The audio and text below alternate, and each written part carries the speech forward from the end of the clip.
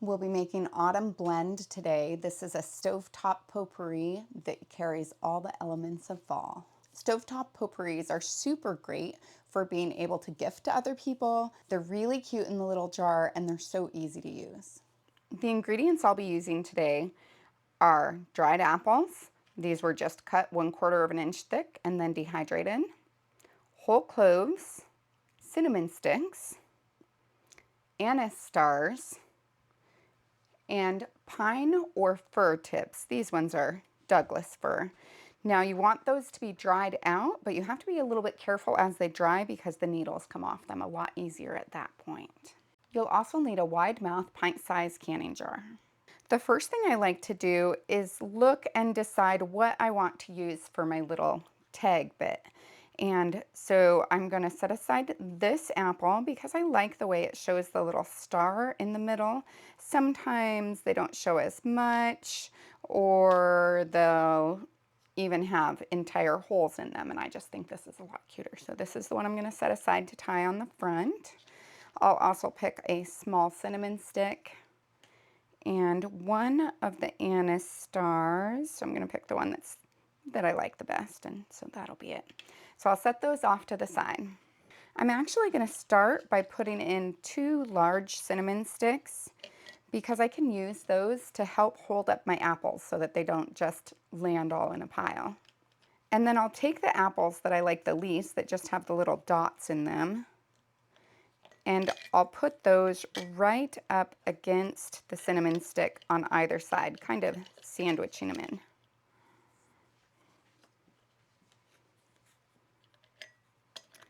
And I'll do 2 on each side. That kind of starts that bulk and getting it to go up. The next thing I'll do is I'll put in some of my fir bows, my fir tips. You see I lost a couple of the needles already, but that's okay.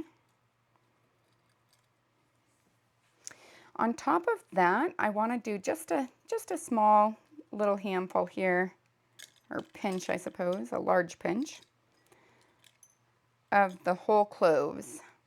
And you want to kind of scatter those throughout the jar.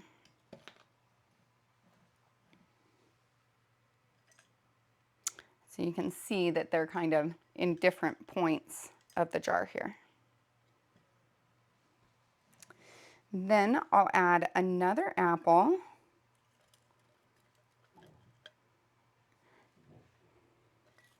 But this one I'm going to add on the other side of the fir.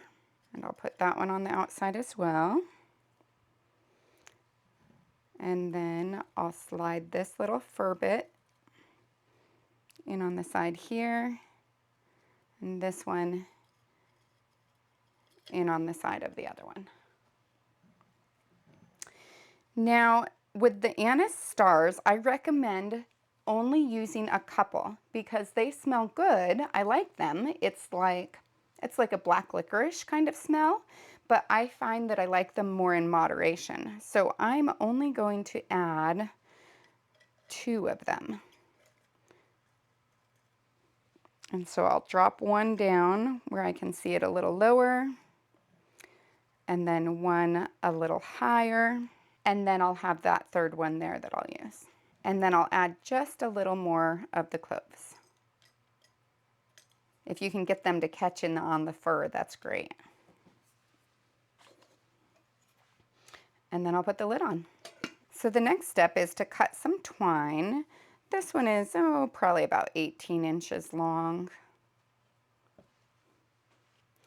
And I've got my stick, I've got my anise, and I've got my apple, but my apple needs a hole in the top of it. So I'll just use my little scissors here and go down about 1/4 of an inch. And you just kind of go back and forth. The apple is pretty soft, so it cuts through it well. And you can see it made a nice little hole. Then I'll take my twine that's been folded in half, and I take the folded end and I press it through the apple. Sometimes that can be a little bit difficult if your hole wasn't big enough. And then I take my 2 tails here and I put them through the loop. And before cinching it down all the way, I want to add my cinnamon stick. And I don't go all the way halfway, I probably go about 1/3 of the way with that. And then put in your star anise as well. And I just cinch those up. And you can see that that is just super cute and fun to add to your jar.